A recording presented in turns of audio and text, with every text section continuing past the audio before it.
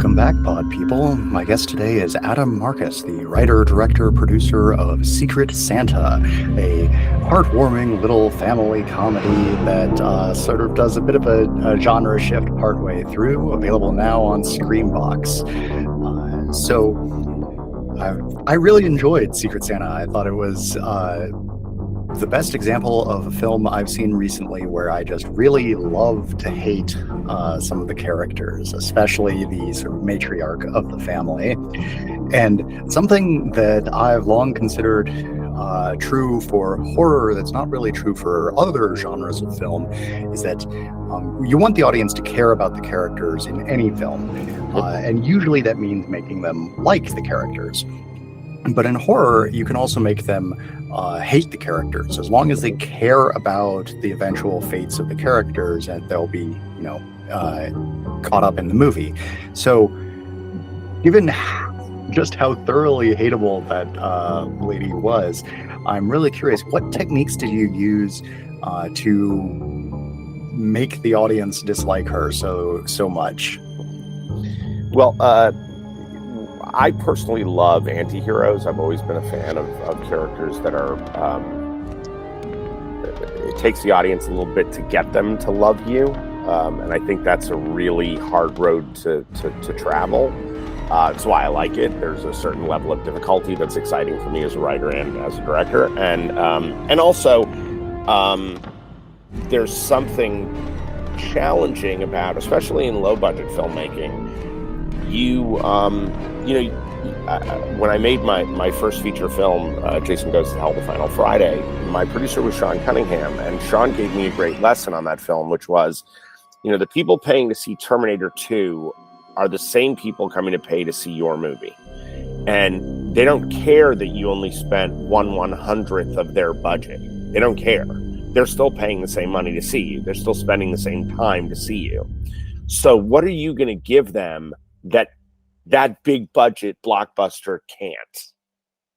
And in the case of Secret Santa, and in the case of movies like Secret Santa, dialogue becomes the greatest special effect. So when you can't show all the nightmares that you want to show, when you can't do the effects that you would, that in a perfect world you would be able to do, you have to find some other way to have pyrotechnics. Part of that is in creating characters that you're shocked that they would say the things that they're saying. And in many cases, they're things that the audience actually would love to say to somebody, but are afraid to say to somebody. So Secret Santa was really born out of the idea of, what happens when you're allowed to say and do whatever the hell you want to say and do. And Shari, the matriarch of the family, played by my extraordinary, remarkable, beautiful life partner and co-writer, Deborah Sullivan.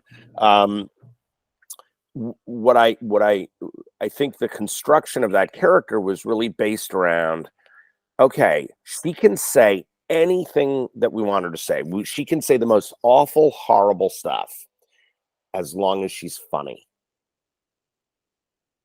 And funny really matters. I think comedies are another place where people can be just horrible and you love to hate them. Let's put it this way. Why do we love Ron Burgundy? Like, what's lovable about that guy? He's a misogynist. He is in many ways a racist. There's very little to like about Ron Burgundy, except you've got Will Ferrell playing the role. And you've got a person who's so good at playing the dim-wittedness of that character that you almost forgive him all of his failings because he's just so stupid that you almost feel sorry for the guy, which then makes us care. With Shari, she's the devil on our shoulder.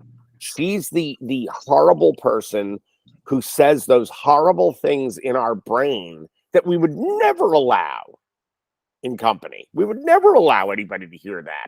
What I equate Shari to, when you leave a party with your girlfriend or your boyfriend or, your partner, right? You leave the party and on your way away from the party, the two of you will cut up the people you were just with. Now, by the way, you love the people you were just with. They could be your best friends, but you're going to say some snarky shit in the car on the way home.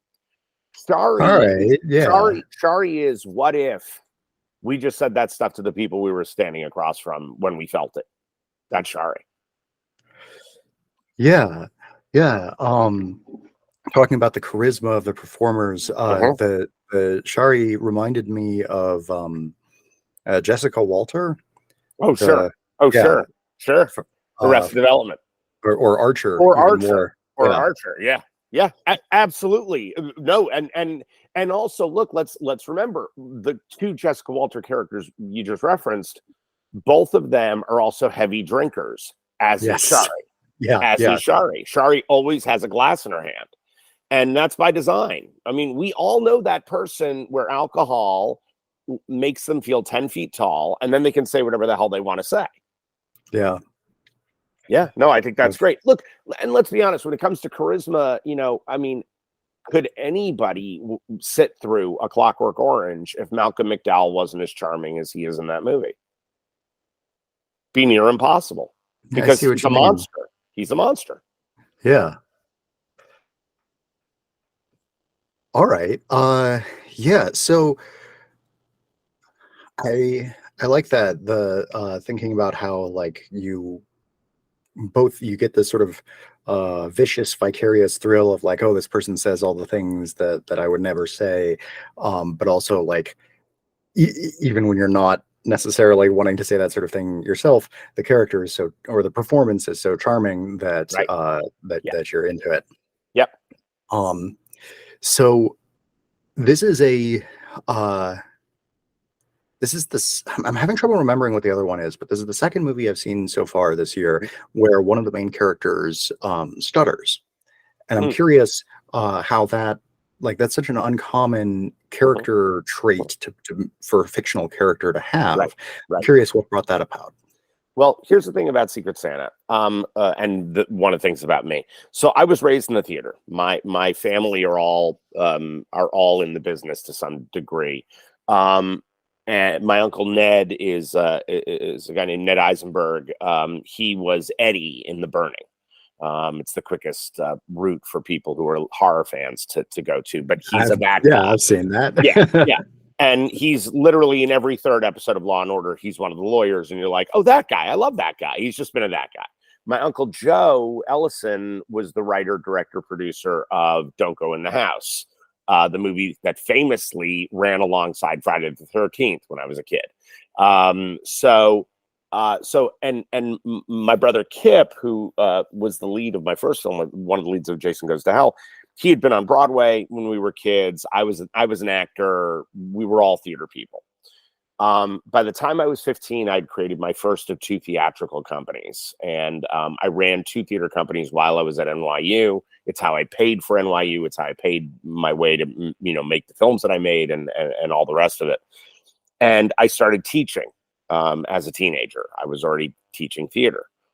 And so when I got to LA, I created a troupe of actors that all became students of mine. And that troupe has been going for decades now in Los Angeles, Skeleton Crew Theater Works. And out of that troupe came literally the entire cast of Secret Santa, including a gentleman named Drew Lynch. Drew, some of your listeners might remember, was the runner-up in America's Got Talent several years ago. He's the stuttering comedian.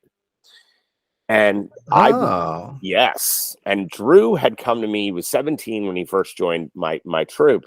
He did not have a stutter. The stutter was a brain injury. The stutter was a sports accident. Oh, really? Brain injury. Yeah. And Drew ended up with a stutter. And at that time, his manager dumped him. His agent dumped him. He was treated like a leper in our industry. And I said to him, Drew, I will never leave your side. You've got me. I'm here. And so when I was crafting Secret Santa, I was like, okay, I want Drew in this movie because he's a brilliant actor and he's incredibly funny guy. And he has a stutter. So how can I use that to our advantage in the movie, how can I help tell the story with his stutter? And this idea of a mother who never lets you finish a sentence is only punctuated if the person has a speech impediment. Yeah. So it became this wonderful gift of like, great, we can do this. We can actually use this and make it a story point, so that you are actually getting to use this to your advantage. So it was sort of empowering. And I will say, he has that wonderful monologue in the middle of the movie where he finally tells off his mother. In every country we've been in around the globe, every screening of the film where this thing is shown, even if it's subtitled, no matter what country we're in, we get an applause break in the middle of the movie for that scene. And that is such a remarkable thing, because in the theater, that happens all the time. On film, that does not happen. And it was every single screening. There's this raucous, amazing eruption of applause in the middle of the movie, and it's all due to that character. So it's actually, Drew's performance is remarkable in the film, and it's one of the favorite characters that I've ever written. Like, I love that character. I love him. I love Kyle. And by the way, he's also sort of the soul of the movie, because he and Jacqueline are the only two people in the movie that are innocent. Yeah, he's definitely the most like sympathetic of the characters in the film. Yeah. So talking about showing it around the world, Yes. let's talk a bit about how distribution and stuff worked on this. So Sure. I watched a screener link of this, Mhm. and one thing I noticed was that for a low budget film, there were 5 production company logos at the beginning of it. Yeah. Were all of those actively involved in the production, or is that No. like an acquiring after the fact sort of thing? That was acquiring. 3 of those logos were acquired simply when we went to Screenbox. And God bless them. Like, that's awesome. And that's the Screambox, Cineverse, and Bloody Disgusting and Bloody logos? Disgusting. Those were all, that was on acquiring the film for Screenbox. Exclusively in the US. The only companies that mattered were Skeleton Crew to production. I'm saying mattered to production. Skeleton Crew and Distilled Media. Distilled Media is my partner Brian Sexton, who is Skeleton Crew. Distilled was his company prior to Skeleton Crew, and he was phasing that out as he was bringing us up. So he had it on there for legal purposes, but really the movie is a Skeleton Crew film. Okay. Yeah. So that's how that all got put together. I got to tell you, look, first, the movie was made completely independently, and I mean as independent as it gets. To that end, when we went out with the film, because Bob Kurtzman and I have been working with Bob Kurtzman, who did the effects in the movie, who is the K of K&B Effects. Now he is Robert Kurtzman Creature Effects, Creature Core, excuse me. Bob's been one of my best friends for the last 30 years. And we made Jason Goes to Hell together. And when I was making Secret Santa, when I was putting it together, I went to him and I said, look, Bob, I can't imagine offering this to anybody before you, but I got to tell you, there's no money. Like, I got a ton of effects in this movie and I have no money for the effects. And he was like, well, what do you mean no money? I said, no. I'm not playing like producer game with you. I have $0, 0 cents. So when you read this, your brain's probably going to get broken and you're probably going to be cursing my name, and I'll totally understand if you don't want to do it, but I can't imagine doing this without you. And he called me an hour and a half later and was like, I'm in, like, done. I'm in. If you can pay to fly me out and put me up with my assistant, I'll do it. Done. I said, great. I said, look, I'm going to give you an executive producership on the film. He was like, awesome, sounds great. I said, you'll have points, you'll have back end, and it's real points because it's such a tiny movie. Right, there's no studio accounting.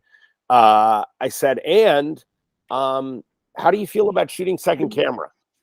And he was like, I feel like I should be paying you now. He was so excited to do second camera. And again, Bob's, directed movies and was my second unit director on Jason Goes to Hell. So, I mean, this is a guy who's he's done over 400 films. I mean, it's extraordinary career. A lot of films, yeah. Yes. And when we were in the middle of this movie, we were all heading to bed. The sun was coming up because we shot everything at night. And the sun was coming up. And we were all heading to our bedrooms, and Bob stopped me in the hallway, and he said, "Hey, I see you, man. I just wanted to say thank you." I was like, "What do you mean? I'm the one who should be thanking you. What are you kidding?" He goes, "No. Listen." So this is the first time in 20 years that I feel like I'm making movies the way I was always supposed to make movies. This is the feeling I always wanted to have shooting film. And he hugged me, and that's not Bob. Like, it was like this whole thing. Aww. Right? Yeah, it was amazing. It was amazing. I had tears in my eyes in the whole bit.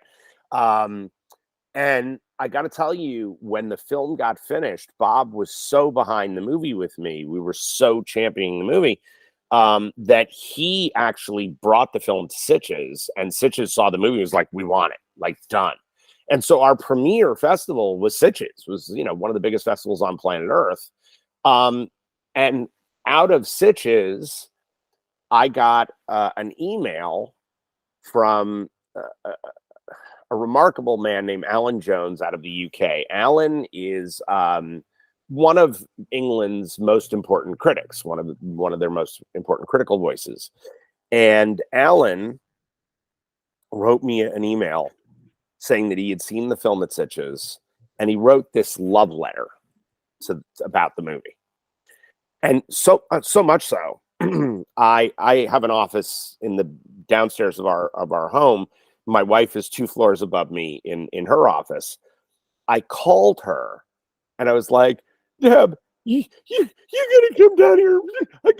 And I couldn't. I was so overtaken by emotion. And she runs downstairs, like, "What's wrong? What's wrong?" I was like, "Nothing's wrong. Read this." She reads the email over my shoulder. She starts sobbing. And at the end of it, it said, "Please allow me to show this film at Fright Fest Glasgow." Aw, that's nice. And I was like, I immediately called him, and he said, he says to me, he says, "I'm an enormous fan of all of your work. You can check my receipts." And I went and looked at all of his reviews, and I was like, "Oh my God, this guy loves all my films. This is insane." So I call him up. And I said, "Look," I said, "you got it. The movie's yours." Like, yes. I said, "All I ask is that you take this thing that you've written to me and turn it into your review of the movie." And he was like, "Already done." I was like, great, we're good to go." So we go to Fright Fest, and it was I don't know if you remember this, but a few years ago there was a snowstorm in England that shut the country down in early March. Yeah, just shut it down. Well, Deb, myself, and half my cast and Brian were all in London with Alan Jones, who is the head of Fright Fest, one of the 4 guys who runs Fright Fest, stuck in London. We couldn't get to Glasgow. We're literally sitting in London. We couldn't get there. Oh, yeah. Wow. Okay. But it was at that time when Alan came to us and said, "Look, Fright Fest is going to start releasing films, and we want Secret Santa to be the first one." Oh, wow. Okay. And so Signature Film and Fright Fest put out Secret Santa in the UK. And in fact, we were then, we did Glasgow Fright Fest, and then we did the London Fright Fest 4 months later. And one of the only films they've ever done that with, where it played both festivals. So it played both fests. Pause for you there. Hi, sweetie. I couldn't hear them at all in the background. I could see okay. them. Okay, sorry about that. Yeah, No worries. I don't want you. I wanted you to have a cut point. So we did both festivals, and Secret Santa became Fright Fest's first release in the United Kingdom. So that was the first moment of release for the film. What's incredible is that the film played 25 festivals. It's funny, we always win Best Picture at festivals that are non-horror festivals, which is so weird to me, right? But the movie started getting the reputation of the horror movie for people who hate horror movies, because as bloody as it is, as over the top as it is, the comedy is sort of the gateway drug of the movie. So it lets people laugh their asses off for a good period of time before the massive horror begins. And so the movie played all over the world. We were released in Germany, Australia. I mean, we made all these deals except the US. And this is where things get really interesting as far as independent filmmaking right now, and sort of the strike we've been on for the last 8 months with the WGA and SAG. I'm a member of both unions, as is Deborah. There's no way to make money as an independent filmmaker anymore. In the current state of affairs, it's an impossibility. You can't do it. You can't do it. And I will tell you, every festival I go to, I stand around with filmmakers, and we're all talking about how we haven't paid back our tiny little movies. And these movies have millions of views. Yeah. Secret Santa has been seen by millions of people.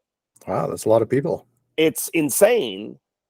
And I'm telling, like, the deals we were offered in the US by big companies, not by little fly-by-night, by big companies, we would go like, wait a minute, but you're not putting any money in our pockets? So wait a sec, what? Wait, like literally $0 or? Literally $0. And this is Wow. my favorite part of this. This is my favorite part of this whole thing. Well, we're going to share 50-50 with you. You know, after we recoup. Recoup what? What are you recouping? Your what? Your advertising costs on Facebook? I mean, what is it you're recouping? The office costs? Like, what are we paying for? And here's the problem. Why am I not recouping from $1? I made a movie. Yeah. But for the right to sell it, you get to keep the money that comes in to recoup your investment? What? And there needs to be a mass of filmmakers going, no, this doesn't work for us anymore, because you cannot pay your film back. Yeah. And I have to tell you something. It was years that we waited. We waited and we waited and we waited. And we created our own DVD and Blu-ray. We have limited edition DVDs and Blu-rays, which have sold beautifully, and people love them. They love them, right? That's like, plus I made a feature-length documentary that's on the disc about the making of Secret Santa and the making of our company, called Naughty or Nice. And so we built this whole package and waited. And I was like, look, if it never gets released in North America, it doesn't get released in North America. But I'm not gonna do this. Like, I'm not gonna play this game of like, oh, I'm so lucky that millions of people get to see my movie. Who cares if I ever get any money for that?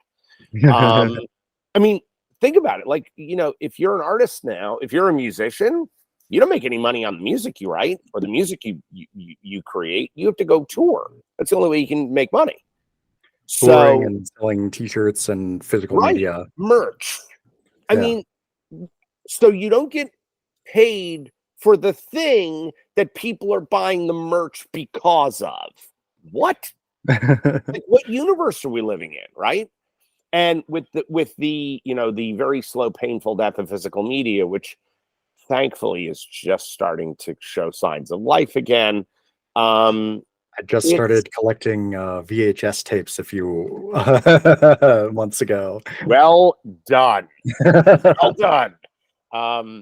No, it really has become an issue. And when Screenbox came to us, they came to us with a financial agreement that we went, oh, wait a minute. Are you being fair? Ooh. That's insane. And it was the first time that we've really dealt with a company about this movie where we felt respected, where we felt the movie was loved. They loved this movie. The meeting we had with them when we decided to do this, they talked about the film with such a beautiful knowledge of what we had created and a giddiness around it. And I'm like, yeah, I want somebody who loves the movie. I don't want somebody to think of it as a piece of business. You know, we've reduced all filmmaking to content. Like, that's the most horrible word that you can use about we spend years on these films crafting these movies, and then it gets to be content. Yeah. You know? Yeah, I see what you mean. So that's why there are 3 more logos on Secret Santa that you saw, and they're 3 logos that we were thrilled to put on the movie. Like, we were actually thrilled. I was like, I am so proud to wear all of these because you guys are partners with us. Like, it's actually a partnership. And that's a giant difference. Yeah. So it's really interesting. I've got a lot of thoughts now about like the economics of this, because most of the people that I interview are like micro budget directors doing like $100,000 budgets or lower. Which you just had an interesting expression upon hearing that. So I'm curious to hear what your reaction is to that. Look, I started in studio filmmaking. The first 2 movies I made were Jason Goes to Hell, The Final Friday, and at the same time I was producing a movie for Disney called My Boyfriend's Back. And I was doing this, I was 21 when I was producing My Boyfriend's Back for Disney, and I was 23 when I was directing Jason Goes to Hell. So I was an infant, okay? I had been in the business most of my life already. I was already apprentice editing by the time I was 13 for Sony. And I ran my own companies by the time I was 15. So I started with a little bit of money in my pocket. Again, Jason Goes to Hell was only made for $2.5 million.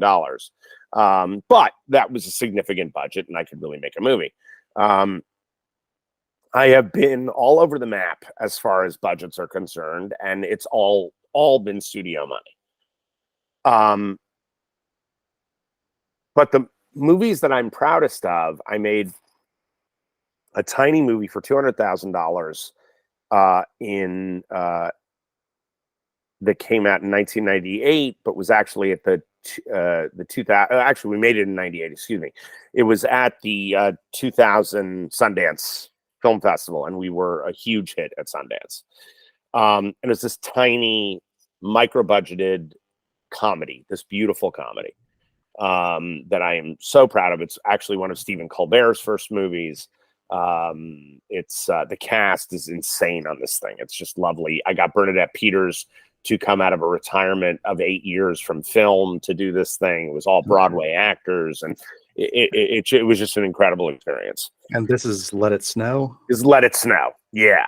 Originally titled Snow Days, and then Let It Snow. And so then we fast forward to now, after I, again, had done a ton of big budget filmmaking. Secret Santa was made for $30,000. Wow. Yes. Wow. Yes. And that movie is a union film. That is a SAG movie. That is a WGA movie. And that is a Producers Guild movie. Man, yeah. I had multiple different guesses as to the budget of it. And when you mentioned being, SAG and stuff earlier, I was like, okay, so it was a SAG movie. All right, I'm going to have to go with one of my higher guesses. But really, wow. Yep. So what was the shooting duration on it then? It can't have been more than like a few days. It was 11 days and 1 night. Really? That's it. 11 days? Yep. Wait, how is that even possible? With 13 actors. Well, let's see. I got my cinematographer on one camera. I got Bob Kurtzman on another camera, and I've got me and my first AD on a third camera. Right. I mean, but even if you're just doing SAG minimums for the actors, isn't that like $1,000 a day? Not if you defer it. Oh, okay. And so they're getting points on the back end. And this is where we get to the point where you go, hey, man, I'm not giving this movie away. I have people that I want to pay. I have people that I Right. need to take care of, and I'm going to deal with this. Okay. Wow. Yeah. So, man, I would not have guessed that. I was guessing the range I was guessing just because it's sort of it's slick and it's a SAG film is 500 to 1.5 million. Yep. That's what everybody thinks it is. Yeah, that's incredible. Thank you. So okay, I had a crew. My crew was 5 people. That's it. Yeah. All right. That because so you've got you, second camera, somebody on sound, makeup, and one more. Yeah, my all around dude. Okay, yeah, a PA. Not a PA. No. There were no PAs on the movie. Assistant director then, or kind of. The thing about this is that the crew was so outnumbered by the cast because there were 13 lead players the whole movie, almost in every scene. There's 13 people. Yeah. And then 2 actors who came in for a night. I mean, it was insane. And those are the caterers, or well, there's the 10 family, the 3 caterers, and the next door neighbors. Oh, right, the neighbors. That's the main cast. Okay. And I'm telling you, we were so specific to how this thing was constructed. But this is the idea behind Skeleton Crew is this idea of like, there's one of the things I hate about studio filmmaking, and I hate it. It drives me crazy. Anytime you walk on a set, on a major set, there are 20 to 40 people sitting around, waiting for somebody to tell them to do something. And they are bored out of their minds. And when you're bored, you start gossiping, you start acting the fool, you start getting into trouble about nonsense. And for me, my sets are always a party atmosphere. Like, we are there. Like, here's the thing. We are there to get work done, no doubt. And they are very freaking serious when it comes to the work. But if I'm not having fun, why did I choose this profession? Like, there are a million other things you can do and make way more money than filmmaking. So it better be a great time, which is why I created a troupe of actors, so that I had people that I love that I work with. I don't want to work. Look, I made a movie in 2008 called Conspiracy. It's where I met my producing partner, thank God, because he and I huddled against the storm that was that movie. Val Kilmer was the lead of the movie.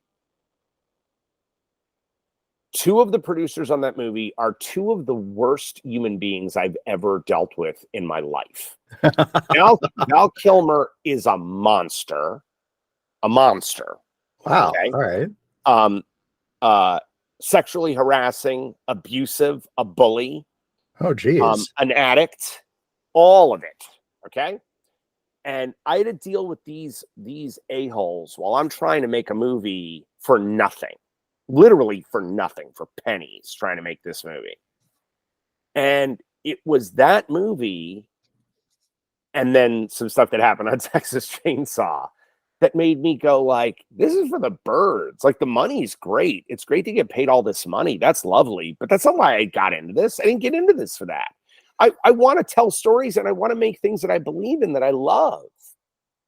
And instead, I'm dealing with overpaid douchebags who don't deserve the writing that I'm giving them or the time that I'm giving. No, sorry. No.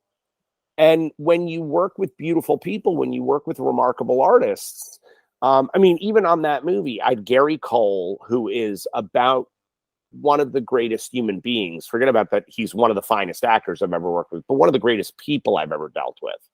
And Jennifer Esposito, who is extraordinary. And then all of my actors were, stuck in New Mexico. So I had this team of beautiful people and these icebergs in the middle of making a movie. And I just went, you know what? Life's too short. I want to make movies with people that I love, that I adore, that I'm excited to go to set. I'm like, yeah, let's win the day. Because look, making movies is really hard.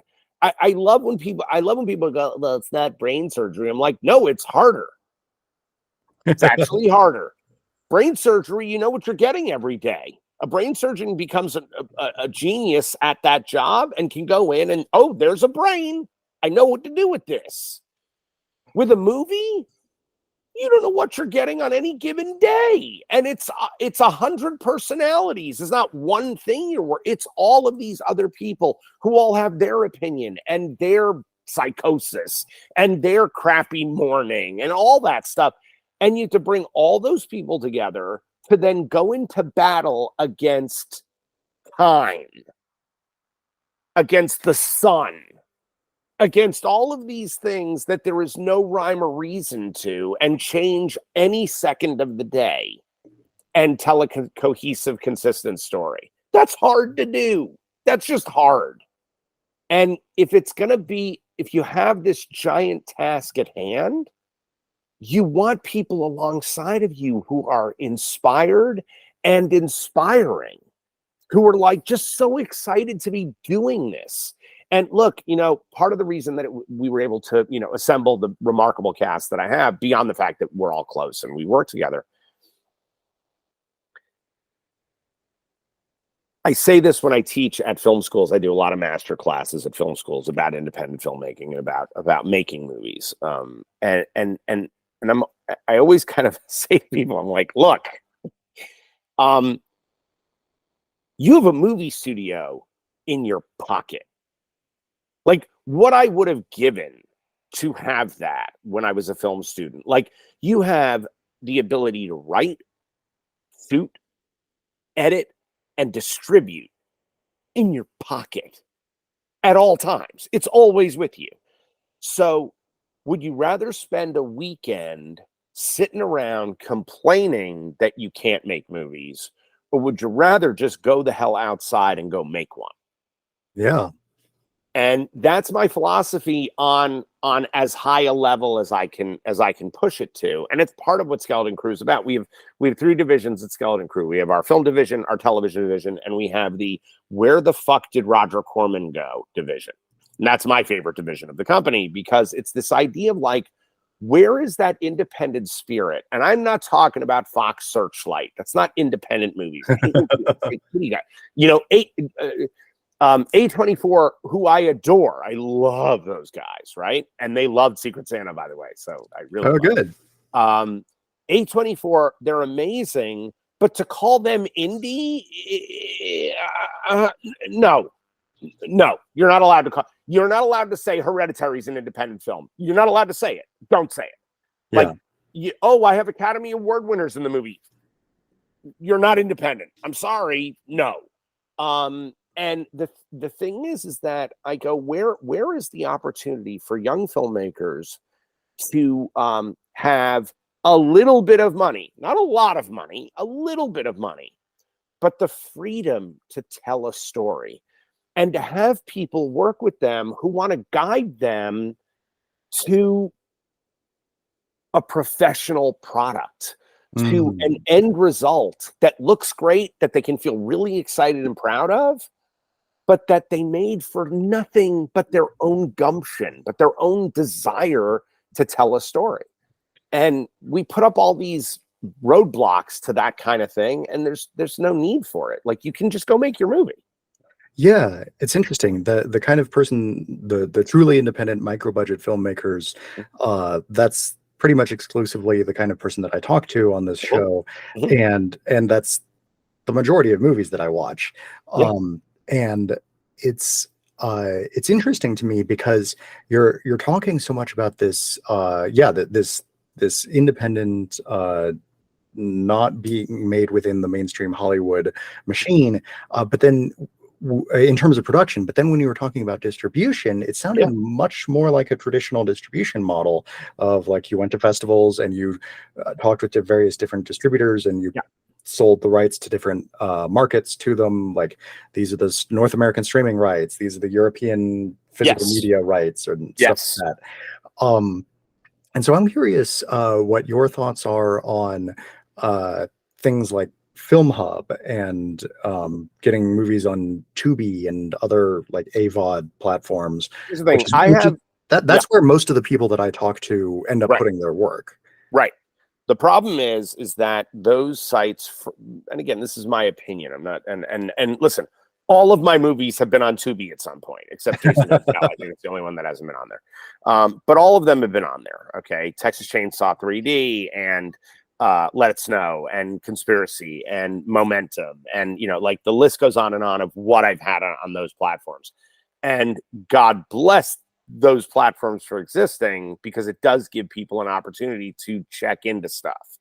Amazon used to be a great place for this.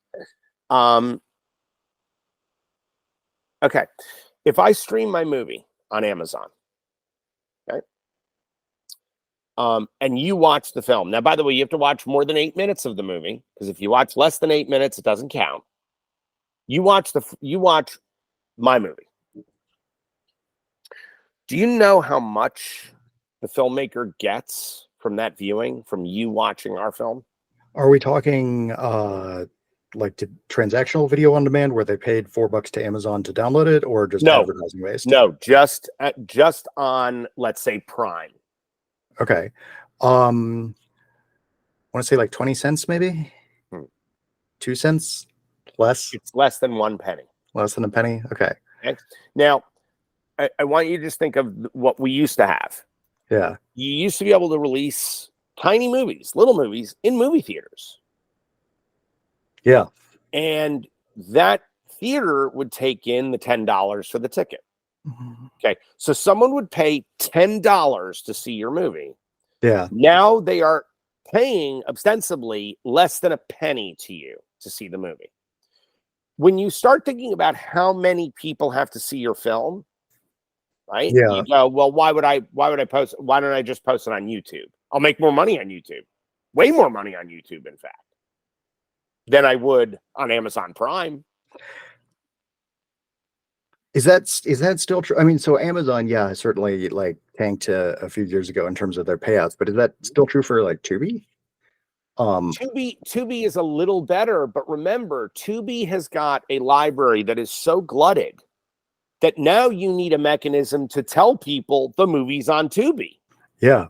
Oh, and speaking of what movies are on Tubi, I just checked, and Let It Snow and Jason Goes to Hell: The Final Friday are currently on Tubi. That's actually amazing, because Max has been showing, HBO Max. I'm not going to call it Max. That's Max HBO. makes me think of Cinemax. Yeah, well, you do understand why they changed it, though. Why they changed it from HBO to it was HBO Go, then it was HBO Max, now it's Max. So the model I have in my head of what's going on there is that when people hear HBO, they think like high budget fancy television shows, and the new owners of HBO want people to not just expect that, but also expect trashy reality TV. And so they picked a title that doesn't say anything, and therefore people don't come in with preconceptions. Now, by the way, that's the really, really corporatized version of what they're doing. That's not what they're doing. Okay, what are they doing? What they're doing is that HBO is traditional cable. Okay. HBO is not new media. But if they say that they're making a show for Max, now it's new media, and they don't have to pay the prices of a traditional cable show. Oh, they can lowball like producers and directors and stuff? They can lowball everybody. Okay. Here's the thing. William Goldman, who is my biggest hero, the remarkable Academy Award-winning screenwriter who wrote everything from Butch Cassidy and the Sundance Kid to Misery to Marathon Man. Truly one of the greatest voices of all time. He also wrote the movie All the President's Men. In that movie, he wrote this line, which, by the way, was not a political term until William Goldman wrote it, which was follow the money. Yeah. Follow the money on everything. You'll always get the actual truth. All right. The reason why I'm confounded that Tubi has Jason Goes to Hell is because Max has been holding on to it for so long because Warner Brothers owns the movie now because they bought New Line. Right. Okay. So they've been showing. I mean, it's still they just make a lot of money off my movie. Like, why not? And God bless them, they should. Like, well done. And by the way, I get residuals for that. I get residuals. I have made so much more money on Jason Goes to Hell since I made Secret Santa than Secret Santa. I believe and Jason Goes to Hell is 30 years old this year. Yeah. That's insane. Yeah. Yeah, that's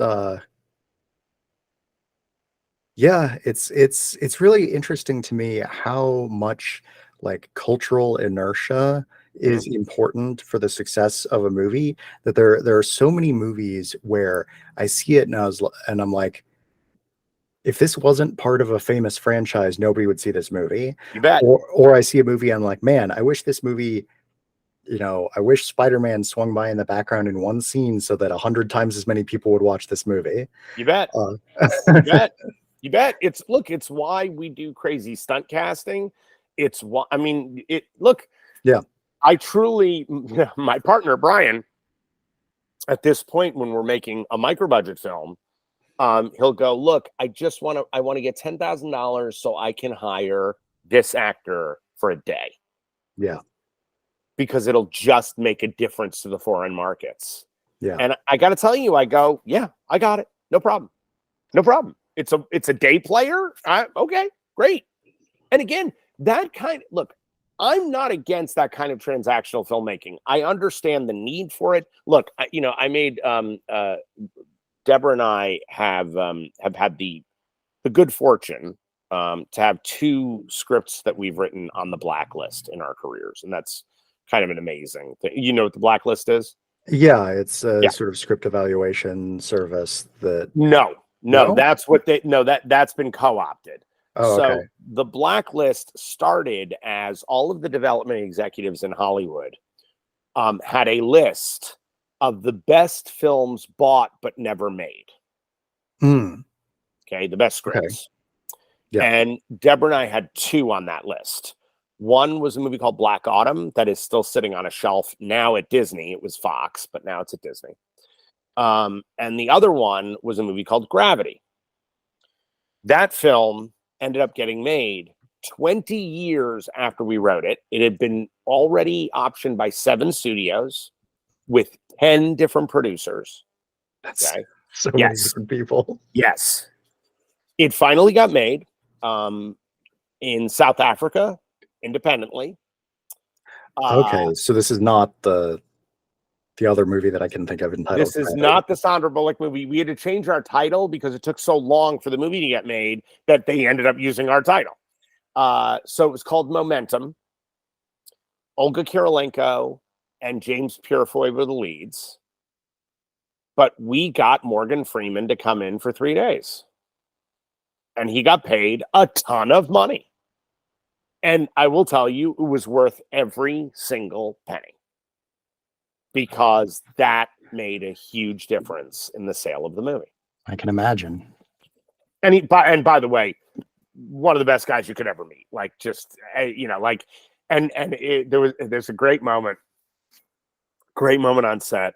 He's shooting this sequence. He plays this senator, this U.S. senator, who's just a bastard. And there's this one sequence where he's talking to some political figures, kind of giving his evil, nefarious plan to them. And as he does, there was a line he kept missing. Like, it wasn't working. It just wasn't coming out correctly. And I'm watching this and I'm like, and he's like, the performance he's giving is like, you're like, I can't believe words that I wrote on a page sound like that. Like that they have Morgan Freeman's voice saying them, right? So he keeps messing this one line up. And I walked in the room and I said, Morgan, listen, I can rewrite the line for you. You want me to just kind of, he goes, no, line's fine. I'm the one who's fucking it up. I'll get it. I was like, okay, cool. You do your thing. And he nailed it. But I turned to Deborah because we had written the script together. I turned to her. I said, hey, Feels kind of cool to make God trip, doesn't it? And it really was. It was like God is on set. It was like the most extraordinary out-of-body experience. And he is just lovely. Just a lovely dude. So again, you're paying for that level of expertise. You're paying for somebody who knows their job that well and who is, in effect, a special effect. They are this... I mean, you can't get around. You walk on set, you're dazzled. You're like, that's the dude. And I'm telling you, I'm not dazzled by much. That is, Morgan Freeman is dazzling. And, you know, that helps your movie. Boy, does that help your movie in every way possible. Yeah. Yeah. So, okay. Talking about scripts getting delayed, changed, eventually made, Sure. and thinking about Jason Goes to Hell, was that originally written as a Friday the 13th movie? Absolutely. Really? Okay. Yeah. It was the second. I had written a treatment prior to that was similar but much darker, much darker. Okay. And then there was that version of the movie that ended up becoming the film itself. But no, that was the Friday 13th movie from the day we started. All right. Yeah. Yeah. I was wondering about that because it is like, it's very different from Yes, it the is. other Friday the 13th movies. Yep. And thinking about what we were talking about a moment ago about like this, these two movies of similar quality, but one of them is part of a famous franchise, Right. will get a much bigger boost.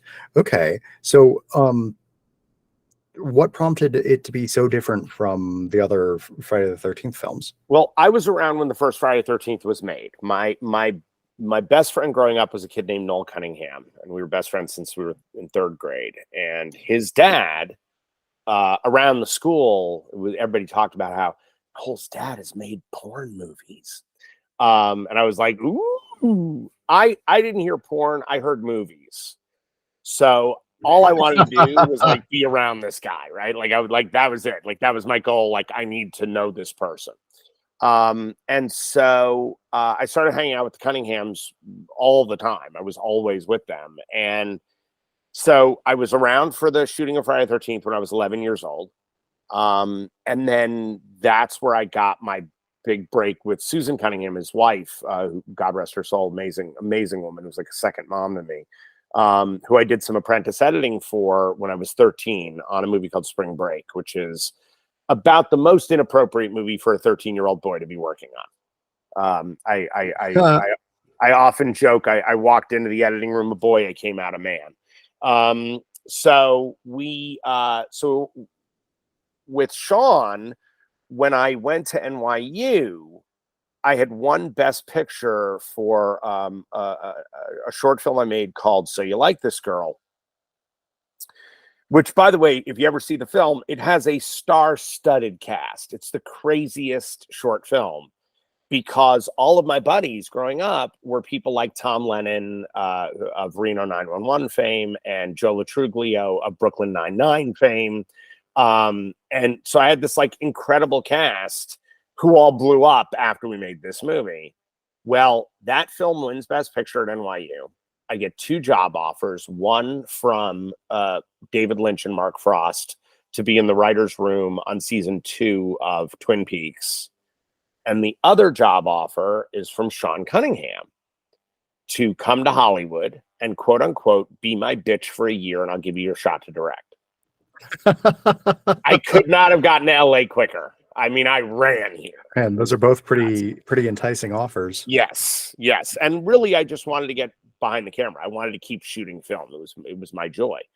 So I come out here. I had a script in my pocket for a movie called Johnny Zombie, which we ended up setting up at Disney as My Boyfriend's Back. And that was the first movie I ended up producing. And then I said, look, I made you a ton of money. I've set you up a movie. I wanted to direct that film, but Disney was making it for $8.5 million. There's no way they were going to let a 22-year-old direct the film. And so I said, you owe me a movie. Give me a movie. And Sean said, New Line is, they're buying the rights to Jason Voorhees.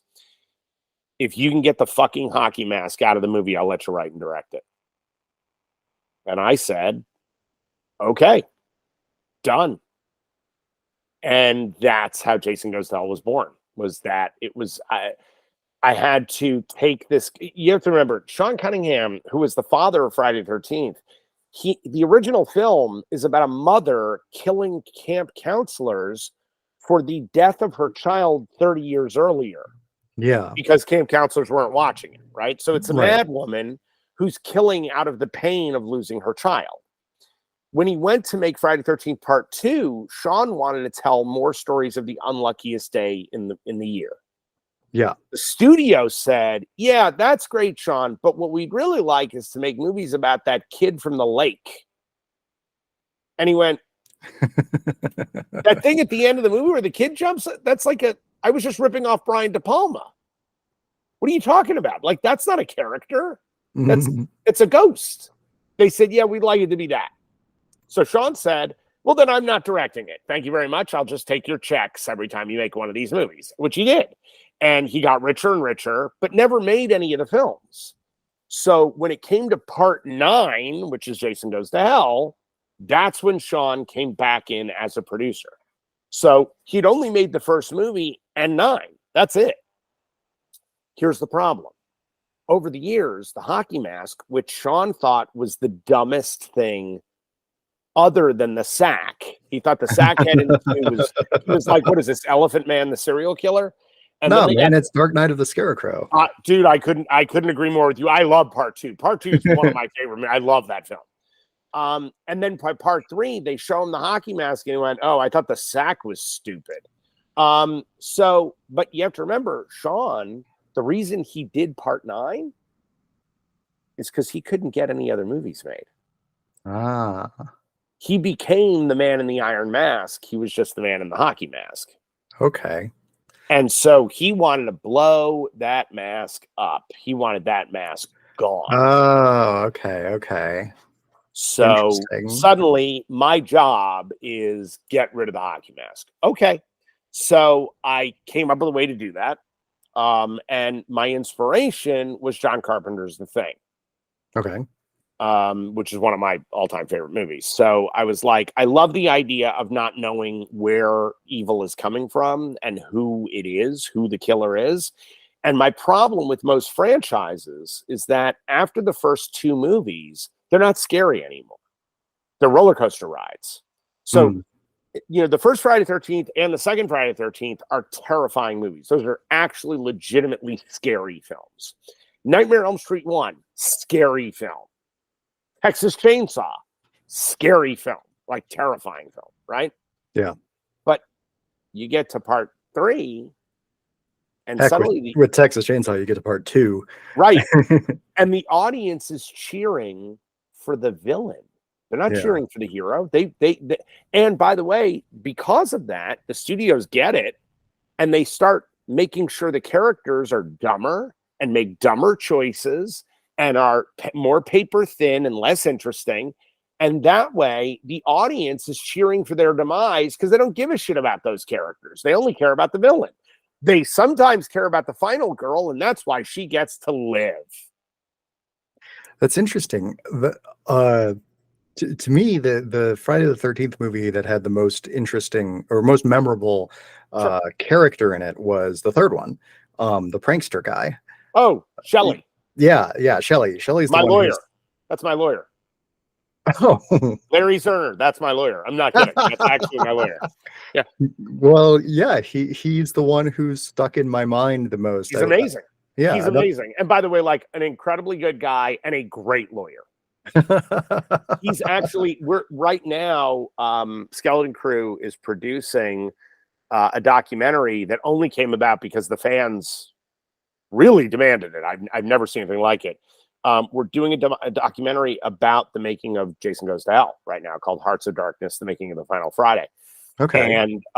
And Larry was brought on as legal for the documentary, so that's how we got hooked up after all these years. But yes, look. By the way, my favorite one of the entire franchise is Part 6. Oh yeah, same. Love Part 6. I love that movie, and Tom McLaughlin and I are really close friends. Like he's really one of my best buddies. It's like if somebody made a Universal Frankenstein movie, but without the pathos and in color. There it is. That's exactly what he did. And by the way, I always consider that to be the sister film of Jason Goes to Hell, because we have similar senses of humor, Tommy and I. So there's a sense of humor that I tried to kind of hold over into Jason Goes to Hell. But that's the thing. Nobody goes to see Jaws and roots for the shark. No one. And so for me, Jason Goes to Hell was me going, okay, how do I make this guy scary again? Like, how do I make this guy not the wrestling character of the movie, but make him pure evil again? And that was part and parcel why Jason Goes to Hell got constructed the way it got constructed. It's also why the characters and the acting in the film is a cut above. It just is. It just is. I literally had 6 weeks of rehearsal with my actors before I shot any film. There was no other Friday the 13th movie that had 1 day of rehearsal. And I had 6 weeks for my actors. You know, on a slasher film, on the 9th installment of a slasher franchise. Because I love that series. I love the Friday the 13th films, and I felt that they deserve what.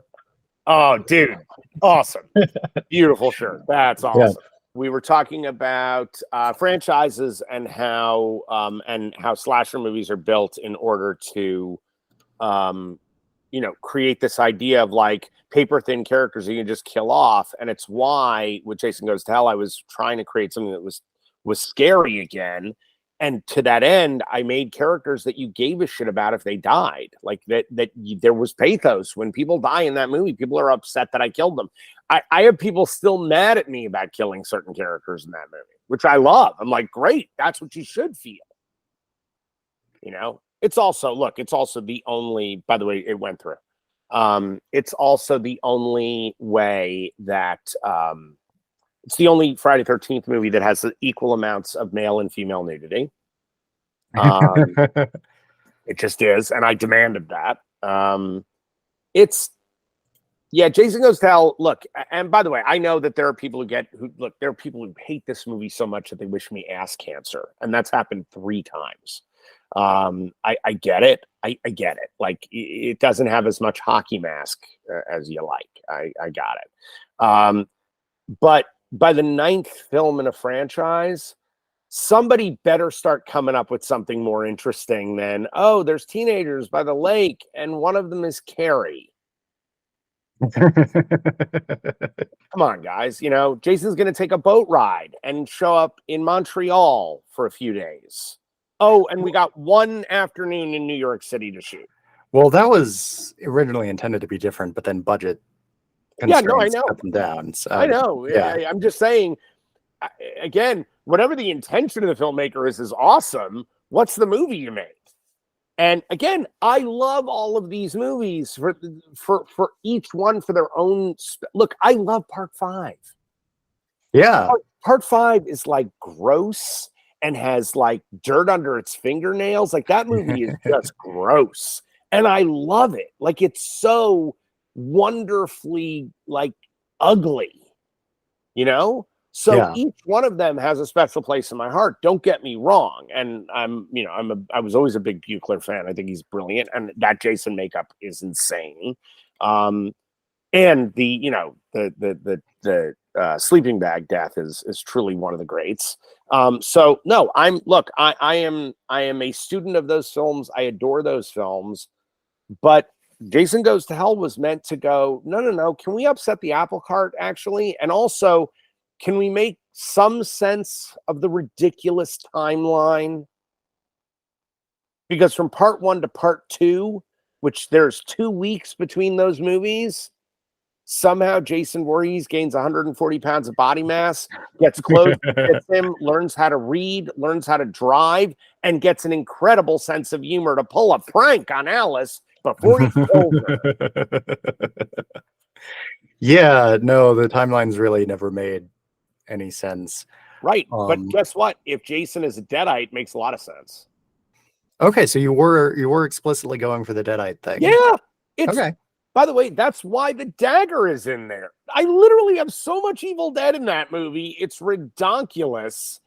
And people still go, well, was that just a prop? No, I had to ask Sam Raimi for that. I wasn't like, boy, I really want a prop in the movie. No, I was trying to create a cinematic universe before there were cinematic universes. For God's sakes, Freddy's in the movie. Yeah, that was interesting. So how much of that was like the studio going, well, we got to have a Freddy versus Jason movie at some point? 1 ounce of it was the studio. Oh, that was really? 100% me.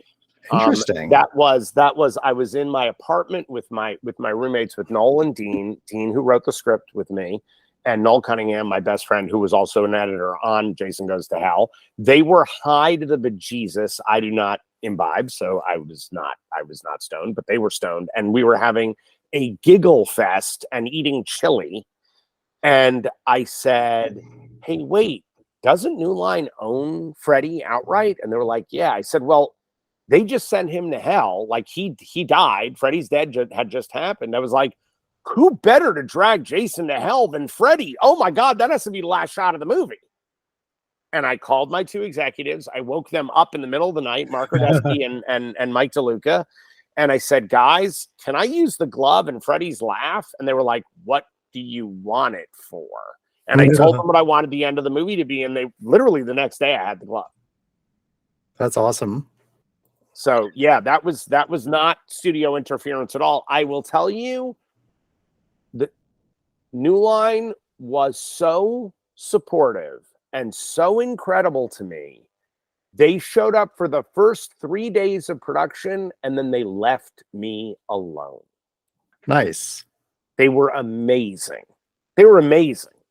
And the only other studio that I've had that much freedom with and that much love from was Lionsgate. They were incredible. Yeah. So how long was the shoot on that? On Jason Goes to Hell? Yeah, not counting rehearsal time, but like 35 days to shoot. Okay. And I had 2.5 days of additional photography. Okay. Yep. That was my schedule. What sort of pickup shots did you need to get during the additional photography? I added the entire camper sequence. That sequence was not in the original movie. Oh. I never wanted a sex equals death scene. Never wanted it. Okay. And when we did our first screening of the movie, at USC was where the film was shown. So there were a lot of film students there, even though they're not supposed to be in the film business. Peter Bracke, do you know Peter? No. The author of Crystal Lake Memories. Oh, okay. He was actually in the audience. He was one of the people. He was the one who suggested, why isn't there a scene with campers by the lake getting killed? Like, where's that scene? And so I had to go and do that, but I kept saying to the studio, I was like, guys, I don't want sex equals death. I said, that's been in every one of these damn movies. I think it's this very weird Christian right sort of position to take on a horror film. And then when we were kind of workshopping, trying to figure it out, I said, you know what? Unsafe sex equals death. I'll do that. And they loved it. And they loved that idea. And I was like, great, they'll choose not to use a condom. And that's why they get killed. Okay. And every time we screened that movie, every time I saw that film in the theater, every time, the minute that they don't use the condom, the audience goes, ooh. And then when Richard Gantz's foot steps on the unused condom, the whole audience like, oh no, you know it's on. So that I was willing to do. I was like, yeah, I'll do unsafe sex equals death. That's great. And by the way, we got a rave review in the Wall Street Journal because of that scene. Huh. They said Jason Goes to Hell is a return to morality for horror films. Oh my goodness. Couldn't believe it. Could not believe it. But you know what? But again, I was trying to say something. I mean, I look, I am a huge fan of filmmakers like George Romero, who they tell you a story, a scary zombie story that isn't about zombies at all. It's not what he's interested in. He made a movie about the Vietnam conflict. He made a movie about the civil rights movement and did it with zombies. See, that's really interesting to me because that's not how I think of George Romero. To me, I think George Romero is one of those artists who gosh, it's hard to articulate, but like he's an artist who um that shows truths about the world without necessarily like consciously conceiving of them. Okay. In that I think that like there are movies he's made where he is deliberately trying to make a specific point, and there's movies he's made where he's just trying to make the best movie that he can. And I find like those latter ones end up making better points than the former ones. Like because Okay. because like Night of the Living Dead, he didn't cast the main character as a black, like the character wasn't written as a black man. He just cast the best actor that he auditioned. Mhm. And but then in like and then it ends up becoming this really powerful metaphor and demonstration about race. Whereas in like Land of the Dead, he was very clearly going for like really specific themes, and explicitly, like he's talked about going for really specific themes there. Right. And I think it didn't work as well. I agree with you. I actually just think that he stopped. I think that George Romero, like all younger filmmakers, there was sort of angry young man there, right? Yeah. And I think that, look, here's the thing. No one was casting black actors at that time for the lead of your movie. No one. Yeah. No one. Okay. Unless it was a blaxploitation movie, no one was doing that. So he can say, I cast the best actor. And by the way, he was a fantastic performance. So it's actually the best performance in that movie. Yeah. But you got to go out of your way to cast a black actor. I know, because when we cast Creighton Duke, originally that wasn't written as a black actor. Okay. And when my casting and I spoke about it, I went, oh, wait a minute. No. Now we can really fucking do something. Let's do something here. And I got excited about that idea. But it wasn't an easy choice. None of that was easy way back. That was hard. And by the way, you're limiting your foreign sale when you do that in a big way, right? Yeah. So, although I would honestly, if you asked George Romero during the production of Night of the Living Dead, I would be willing to bet that he was not considering foreign sales at all. No, he wasn't. But I will tell you this. I don't think it's an accident that the end of the movie, suddenly in Pittsburgh, there's a bunch of Southern sheriff types who shoot him in the head and drag him out onto a pyre. Yeah. I mean, that's not an accident. That's an on purpose. And look, I think the genius of Dawn of the Dead is that he made a movie about consumerism. And the whole movie is about consumerism, to the point where the bikers break into a mall and steal television sets when there's nothing to watch, and cash when there's nothing to buy. You just take what you need. You never know. Right. So and look, we had become mall zombies in the late 70s. Like, that's a thing. And the idea of, why are they all here? Well, they came to the place they wanted to be at when they were alive. No. George Romero was always a political filmmaker. It's just he didn't let the politics get ahead of telling the story. And for me, I think horror movies is the best place to hide your vegetables, because you put these giant scoops of ice cream on it, right? There's blood-soaked ice cream all over the vegetables, so nobody knows, oh, was that broccoli I ate? Did I eat some broccoli there? And I think, look, Tobe Hooper, I mean, Texas Chainsaw Massacre is about meat. What? It's about meat. It's about meat, and it's about PTSD. That family is so representative of what was coming back from Vietnam. It's crazy. Oh, I haven't watched it with that perspective in mind. Oh, the hitchhiker is literally a Vietnam vet. Okay. So you're talking about America as this broken thing. And he tells this very American story, including our obsession with meat. He tells that story as his horror film. Yeah. And again, look, everybody was so political at that time. I mean, truly so political. And it wasn't the weird politics of today that's all, oh my God, it's so weird, ugly, and stupid. It was fighting against things that were very focused and had a real face to it. And I think that these filmmakers got to do that. So for me, with Jason Goes to Hell, even with Jason Goes to Hell, I was conscious of saying stuff while I was saying stuff. Okay. Yeah. What was with the, like, there were several things in Jason Goes to Hell where I was just like, I can't tell how this connects to the rest of it, with like, what's with the finger breaking? Okay. It's a great question. Okay. And then the other one is the bit where they're it's like, so tell me the first thing that comes into your mind when I say these two words, Jason Voorhees. And that makes me think of a little girl in a pink dress sticking a hot dog through a donut. Yeah.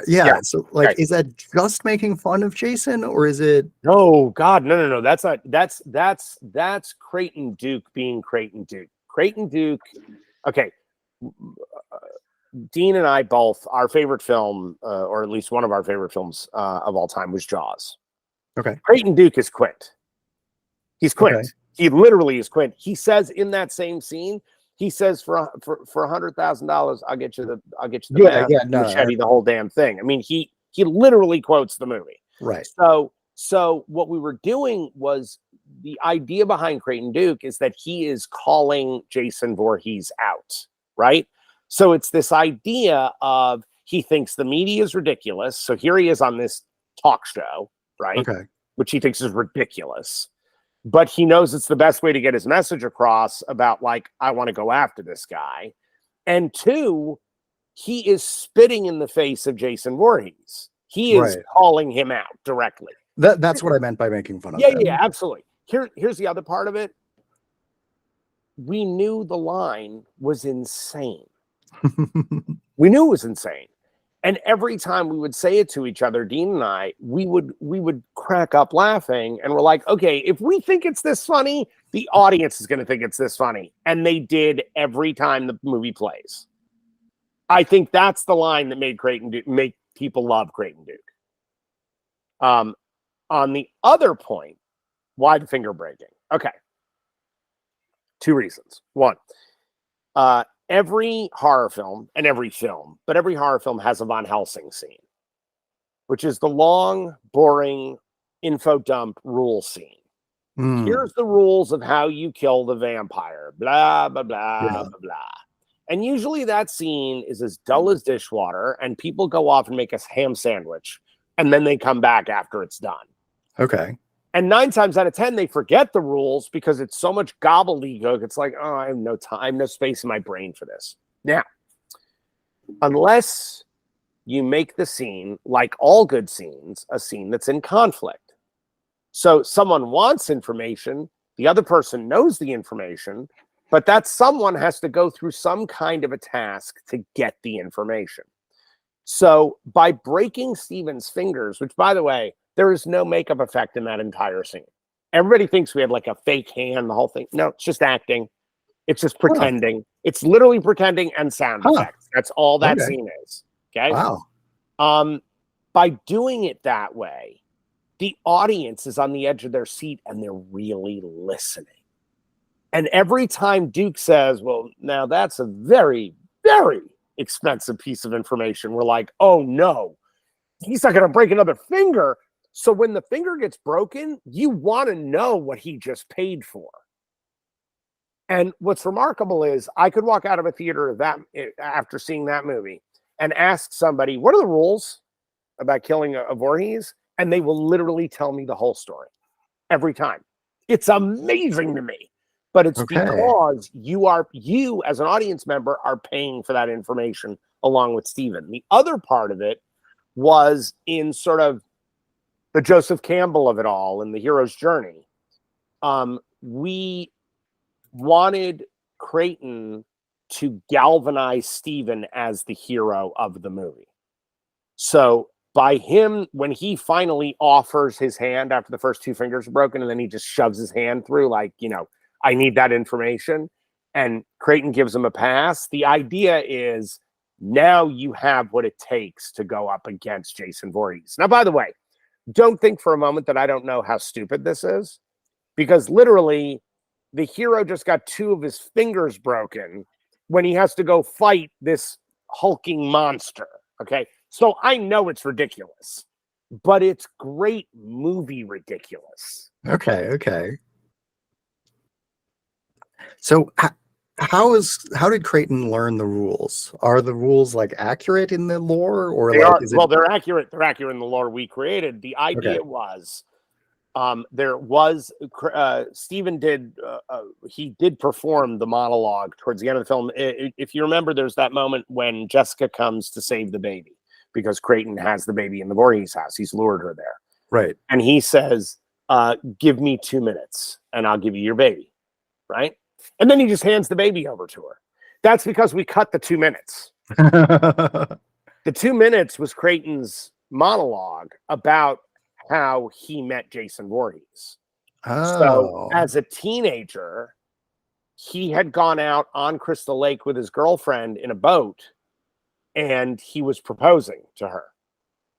She had gotten pregnant, and he was proposing marriage.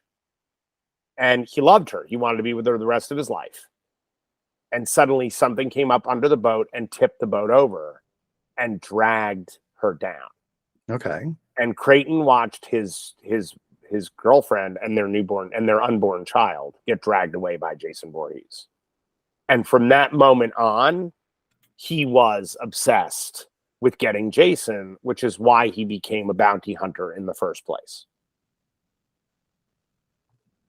Okay.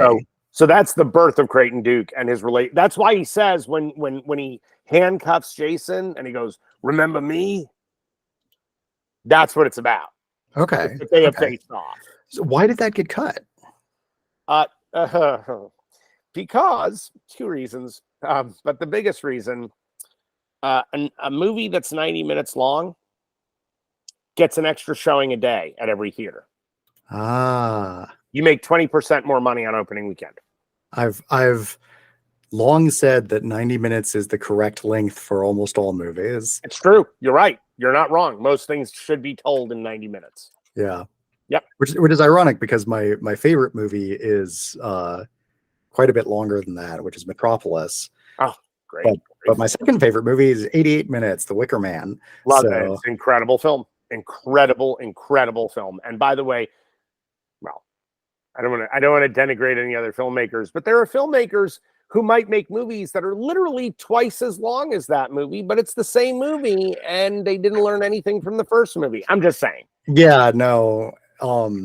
Leaving aside specific examples, I every time that I see a movie that's like, oh, it's 3.5 hours long or whatever, I'm always like, are you really telling me that like your movie is better than The Wicker Man and like 2 episodes of Star Trek: The Next Generation? Because that's what I could watch in that time frame. By the way, I got to tell you, my wife would literally, she might be swooning somewhere in my house right now because you said that. My wife is the biggest Trekker. It's extraordinary. It's extraordinary. Between Trek and Doctor Who, that's pretty much what's on my television screen all day, every day. I'm just throwing that out there. Fantastic. Tell her that she has good taste. I will definitely. So going back quite a ways to Secret Santa. Yeah. Those. So I understand why, like, the truth potion aspect of it, like, but then why does the truth potion also like make people melt?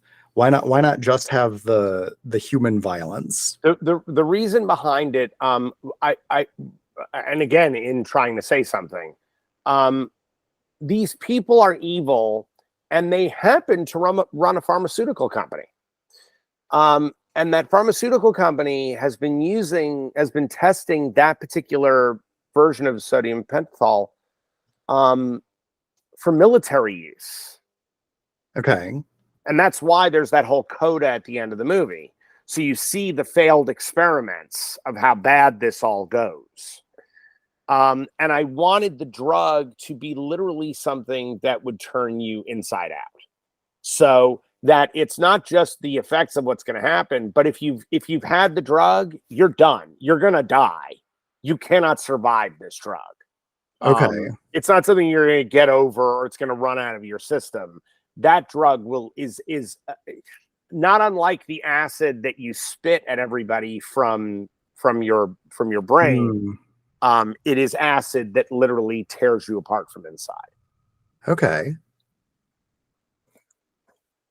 And by the way, also, I think it was also part of the idea was that the evil that we feel for people is poison and is cancerous and does eventually destroy us. Okay. So okay. I wanted the literal version of that out of the drug itself.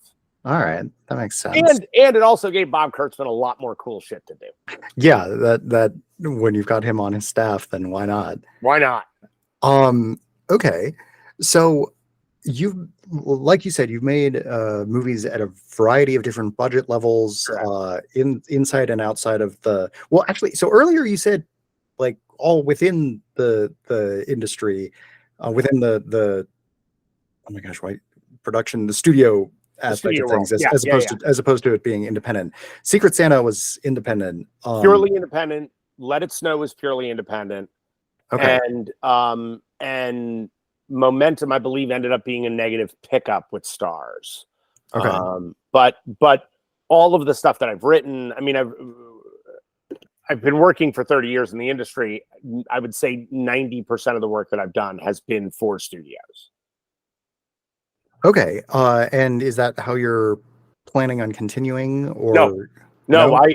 When I created Skeleton Crew, it was me going, look, I have scripts that are at several studios right now, and especially with television stuff where you don't have a choice. You can't work independently. You have to work with a partner, because the cost of it is just way too high. Yeah. When you're dealing with, there are projects that are out there of ours that are definitely studio funded fare. But when it comes to the films that I'm making, that I'm actively producing and creating, they are independent. And they're independent because I believe in having an independent voice. I think everything is getting more and more homogenous, and everything is becoming more and more based on someone else's material and on IP that blah, blah, blah, and franchise and all the rest of it. And I get it. I do. Listen, studios have to pay their bills. I got it. The problem is that now all we're doing is paying the bills. And we're not chasing. Look, you couldn't make Kramer versus Kramer at a studio anymore. You couldn't make that movie. That Academy Award-winning, beautiful drama could not be made. Tootsie could not be made at a studio anymore. Couldn't be made. The Verdict could not be made at a studio anymore. All because they're mid-budget films because they're mid-budget dramas and comedies, and we don't make those anymore. We just don't. We don't make them. Okay. And that is, you couldn't make 12 Angry Men right now. You couldn't make it. Based on a successful play. Right. Well, yeah. And you still couldn't make it. Studios are not going to dream like that. The what? They made Cats. Right. And they made Cats because it was, first off, it's the biggest hit in Broadway's history. And two, it's magical. And it's 4 quadrants, and you can bring the kids. And oh, yeah, I guess it is. Yeah, like, where's the movie for adults? They don't make those anymore. They don't make movies for adults. They make movies for bring the whole family. And when I was a kid, the greatest experience was going into a movie that wasn't made for me. My favorite film of all time, my number one favorite film of all time, is All That Jazz. Okay. I'm a huge Bob Fosse fan. I met Fosse when I was a kid. I directed and choreographed almost every show that he's done. I've done a version of in regional theater. I adore Fosse, and I love that movie. There's no way in hell that movie gets made today. No way in hell. Yeah, 12 million is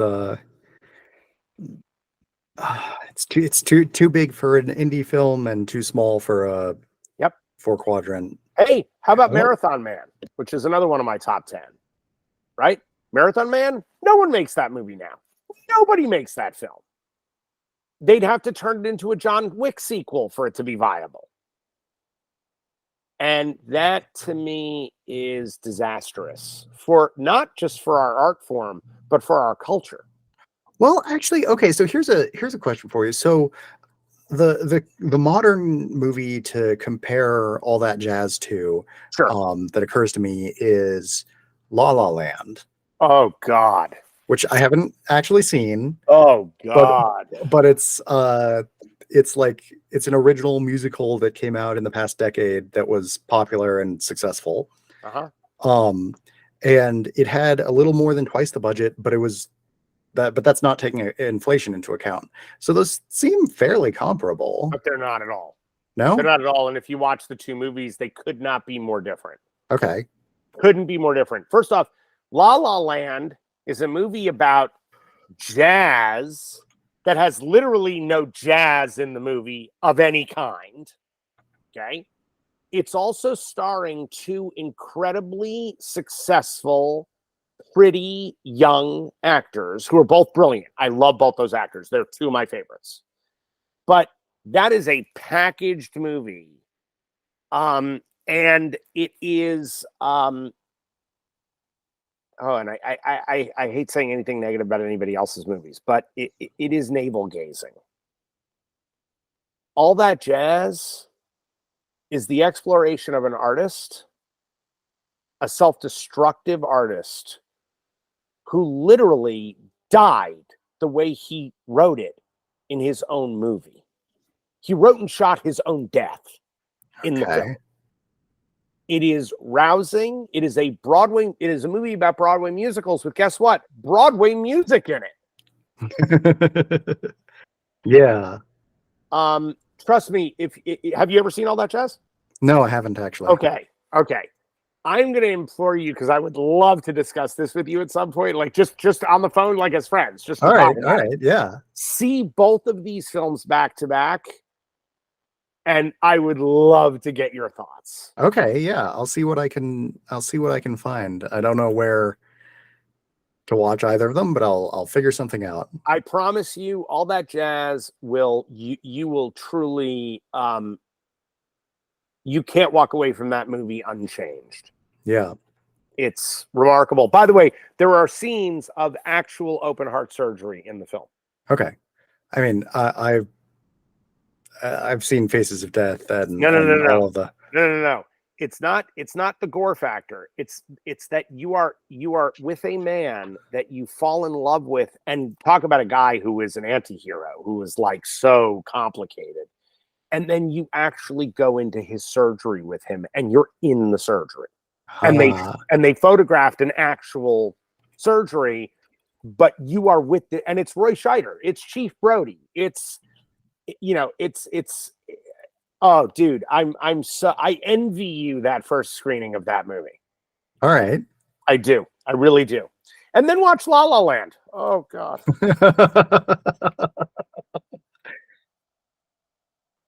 And by the way, the guys who wrote the music for La La Land, I'm a huge fan of. I love Dear Evan Hansen. I thought the Greatest Showman soundtrack is fantastic. Like, those guys are tremendously talented dudes. So I have nothing but praise for them, except for the music of La La Land. Okay. Woo. And again, I love those actors. Both brilliant. Yeah, interesting. Yeah, it's interesting trying to think about like what makes for something more or less successful. Because like La La Land isn't based on a pre-existing thing. It is not. It is based on the fact that Damien Chazelle had just been nominated for every Academy Award for Whiplash. That's what it's based on. And by the way, Whiplash You talk about like great independent filmmaking. That is a great independent movie. Like, Yeah, Whiplash is very good. That is a fantastic film. Yeah. And I really was praying that that guy would be the guy to change filmmaking. Like, I was like, oh my God, here comes a new P.T. Anderson. Like, I love this dude. And then La La Land happened. And I went, oh. And it's more than 2 hours long. It sure is. And you will be bored, I guarantee. But all that jazz you won't be bored with. All right. And it's a movie made in the 70s. So it takes its time and you will not be bored. Good. Yeah. I don't really have an excuse to work this into the conversation, but I'm going to anyway, since we've mentioned, since we were talking about Cats earlier. And oh, God. So Cats, the movie is based on Cats, the musical, which are you familiar with what that's based on? Oh yeah, the T.S. Eliot book of poetry. Yeah. So T.S. Eliot, Thomas Stearns Eliot, is my great uncle. I'm Thomas Johann Eliot. That's crazy. That's amazing. Yeah, it just wow. The main thing it has meant to me growing up is that I will never be the most famous Thomas Eliot in my family. Hey, you're a young guy. You got plenty of time to be the most famous. That's beautiful. Well, I will tell you, I was raised around a lot of literary luminaries. I was raised in a little town called Westport, Connecticut, which is a very kind of beautiful artist enclave. It's an extraordinary place to grow up. But my only tether to any kind of literary fame is I am through the marriage, my uncle Ned, that guy that I talked about earlier from The Burning, through marriage, we are very distantly related to Roald Dahl, which makes me very, very excited all the time. That's just one of those things that I'm like, okay, I'll take it. Yeah. But my mother worked for Rod Serling when she was a young woman. And my grandmother dated Ira Levin shortly. So at least we've touched some greatness along the way. Nice. Have you seen Wes Anderson's recent adaptation of The Wonderful Story of Henry Sugar? Yes, I sure have. Yeah. I really liked all of those little short films. I thought they were all quite wonderful. Was this part of a there's 4 of them. He did 4 of them. They're all on Netflix. What? How is that the only one I knew about? Henry Sugar. They're all separate movies. So if you go to Henry Sugar, it'll suggest the 3 other films. Oh wow! All right, and they're terrific. I need to look into that. Really good. Yeah, I really enjoyed the Henry Sugar one, and I think I actually think it's a wonderful place for Wes Anderson to do more of his kind of anthological movies, because I haven't found those to be as successful as his larger story films. And I really love that version of it because you could just watch one of them encapsulated as a short film, rather than a collection of short films. I prefer it more a la carte. Yeah, it's at like 40 minutes long. It really couldn't be long. Like it would suffer from being longer, and it would suffer from being shorter. And you couldn't really put, like, you could put 2 of them in a framing device in a feature, maybe, but that's not really. But why do it? I mean, I'm so excited. I love when filmmakers are like, you know what? I don't care that it's feature length. That doesn't matter. I'm telling a story. What does this story require? And if all it requires is 40 minutes, then that's the movie. Yeah. You know, then that's the film you get to see. And I think that, look, when I was a kid, one of my favorite Rudyard Kipling stories, Rikki Tikki Tavi, was made into an animated movie. I grew up with that as one of my main VHSs that I watched over and over. And it's perfect. Like, you couldn't make that better by making it longer or shorter. It's just a perfect short story told beautifully. So no, I love when filmmakers do stuff like that. To that end, I have a series of films that I make with my company called Connected, and they are short films that range in all kinds of subject matter, in all kinds of genre, that all connect to each other. And that my series Connected, we've actually won a bunch of awards with that series of shorts. And it allows, and the only idea has to be that every short has to connect to the next short by character. Okay. Yeah. Yeah, Interesting. I'm a huge fan of short form. I think it's incredibly important, and I don't think it's respected enough as it needs to be. Yeah, it's an interesting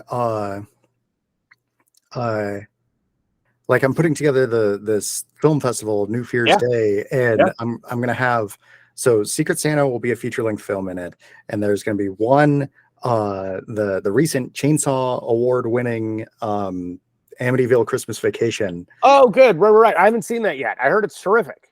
Yeah, it's really entertaining. It's very funny. It's really good. Yeah. It's Steve Rudzinski, who I've interviewed before, and who did the Karis Hell series. Mm-hmm. And then other than that, it's all shorts. Awesome. Yeah, and it's just going to be like a one afternoon evening short film festival, because it's my first time organizing anything like that. And it's interesting how the more involved in like filmmaking as a community I get, the more shorts I watch, and how like outside of that I just almost never see shorts. Yep. Like I watched my VHS copy of Pixar's A Bug's Life the other day, and they had that short film about the guy playing chess against himself at the beginning of it. Amazing film. Gerald's not Gerald's Game. That's not Gerald's Game, but it's like that. It's almost like Gerald's Game. It's so good. Such a good film. Sorry, forgive me. Yeah, no, it's fine. Jerry's Game. Jerry's Game. So very close. And I was thinking, like, does Pixar even do that anymore? They do. They do still? Okay. Yep. I guess. And in fact, they sell the collections on Blu-ray. They sell collections of their short films on Blu-ray. Okay, well that's great. They're great collections. Yeah. But I think animation, animated shorts have more access to an audience than live action shorts. Live action shorts, like, and I know there have been people who tried to amortize it and create streaming services that do shorts and whatnot, but honestly, that's kind of what YouTube should be for. Yeah. It's just nobody goes there for that. Oh God. We could just figure out a way to get people interested in things that they would actually find such joy in, but it all feels like homework. And the trick is to get people to not feel that way and to go like, this is awesome. Like, I love watching these short films. By the way, I think Wes Anderson's helping with that by doing what he did on Netflix. Yeah, that's good. And yeah, it's interesting. I think a lot of people make short films first. A lot of people who are getting into filmmaking make short films first, which is a very sensible thing to do, because it requires such a smaller amount of resources and commitment to making a feature-length film. Yeah. Which can also, I think, perhaps give the impression to audiences that short films are a more amateur art form than features. Right. But like which is why I always really appreciate when I watch a short film and it's really like tightly edited and really makes good use of its runtime. Like one of the shorts that I picked for New Fear's Day is 30 seconds long, and that's great. Love it. Yeah, like it's nothing very complex, but it's like it gets you into a mood in those 30 seconds. I was a judge for, I don't know, like 6 years on the 30-second horror film festival. Oh yeah. And I would watch like 400 shorts a year that were 30 seconds long. It was great. I had like one evening I would watch everything. Yeah. And it was great. And I got to tell you, like, there were some shorts that I was like, that's brilliant. Like, that 30 seconds is brilliant. By the way, Stanley Kubrick's favorite form of filmmaking, the thing he respected the most, was commercials. Huh. because he said I would be incapable of telling a story that quickly. Yeah. He found he found an amazing art form that he could never be a part of. Yeah, I think that the if you ever watched Michael Bay's old Oh yeah, commercials that he made, yeah. like the Got Milk and stuff. Yeah. Yeah, some pretty incredible work there. So Sometimes I've I wish he had stayed with it. What? so I've got two more questions that I'm Please. curious about. So because I do have to wrap up pretty soon. Okay, yeah. So what did you shoot Secret Santa on? Okay. I shot on red. Okay. So we had So you rented it? No, actually, we had 3 red cameras. My cinematographer owned one. Okay. There was one that was lent to us from a close friend who just gave us a camera. Wow. And the third one we rented. So okay, that was the group. All of our lenses were vintage Nikon lenses. We used old Nikon lenses for the movie because the cinematographer and I discussed we wanted it to have this almost like a look of a 70s movie. Like we wanted that kind of look to it. So we used specific lenses for that. But yeah, and we cut on Avid. Really? Mm-hmm. Okay. Not on. All right. Interesting. Yep. What'd you do the color grading on? The color grading was originally done on DaVinci, and then my cinematographer did some offline coloring that he did. He worked at Fox at the time, so he was able to do some stuff there that I wasn't part of. Yeah. I just kind of let him go for it. Cool. And then my last question is, as always, where do you see the future of independent filmmaking going? Well, I will tell you, if you'd asked me that question just a year ago, I would have had a much darker answer. Yeah, because you mentioned that there's no money left. Well, it's not that there's no money left. Everybody's got money. They're just not giving it to anybody. This is the problem. Yeah, fair distinction. And that's why this strike mattered. Yeah, okay. And I will tell you, when the president of Warner Brothers says out loud, they're trying to starve them out. No. After he said that, which is such bullshit. By the way, when the studios do that, I'm telling you, nothing pisses off a writer more than a studio executive going, "We'll just wait till they lose their houses. They're going to have a very cold Christmas." And we went, okay, so let's see. So people who sometimes don't work for 3 years at a time, but somehow manage our money to be able to live, we're the ones who are going to be in trouble because we're in strike for 6 months. I don't know many executives who know how to live without a fucking paycheck. Yeah. Like, how's that Malibu beach house going to do when you can't afford it because you're out of a job, douchebag? Never start a fight with someone who has nothing left to lose, because they're more dangerous than you every time. And artists, we know how to starve. Business guys don't know how to starve. So go ahead, starve us out. Isn't it amazing? They solved all of these strikes right before Christmas. We're gonna have this long, cold Christmas. Isn't that weird how that didn't happen? Scumbags. Anyway, the thing that happened was the president of Warner Brothers said this streaming thing is an experiment and it has failed. Yes. It doesn't work. Streaming doesn't work. And everybody's going to have to get used to a new paradigm shift, because this ain't the way this is going to be much longer, because it can't sustain. It's impossible. It's Napster all over again. It's just Napster with a subscription. So what? I mean, the reason artists can't make money on songs anymore is because if you pay $9 a month for all the songs in the world, how can any songs make money? Yeah. I can't. It's impossible. So we're going to have to go to an a la carte system. It's going to hit people's bank accounts in a very weird way. And let me tell you something. We're going to go back to something that looks like cable. watch it happen. People have to pay for the entertainment they get. It's that simple. And the greatness of physical media is twofold. One, it's paying for the artist's work. It's paying a real price for what people put together to give you. Two, they can't change it on you. And they're changing movies left and right that are streaming. They're recutting and re-editing and adding effects and taking away scenes and sanitizing them for your protection.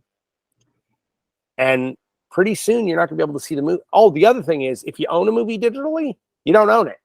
Yeah. A lot of people think they own it. You're leasing it. Yeah. I know Sony just like the other day just revoked a bunch of people's licenses or whatever you call them for digital downloads. There you go. So There you go. So this is, people have to start realizing that if you want nice things, you have to pay for them.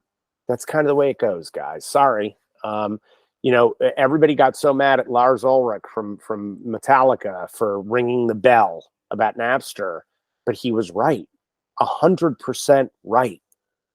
And if you want artists to keep making art, you got to pay for it.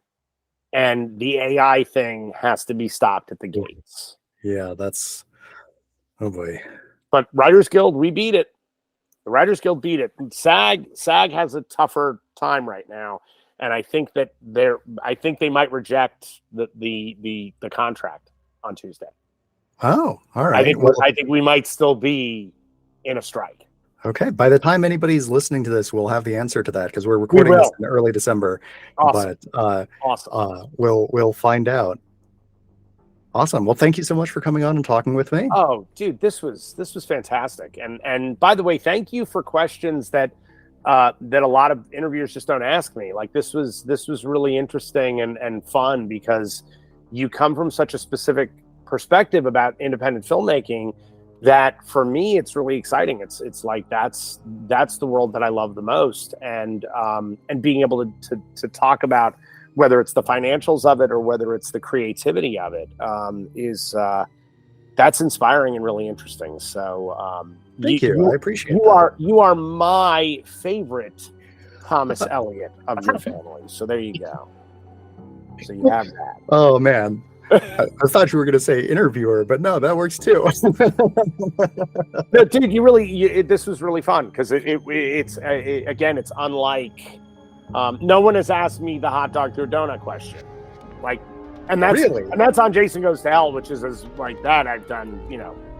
The hours I've talked about that movie. I was going to say that was the one question where I was like, oh man, I bet he's been asked this a bunch, but I'll go ahead and ask. No, I get asked about why do you have to shave him and then kiss him? I've been asked that question many times. Yeah.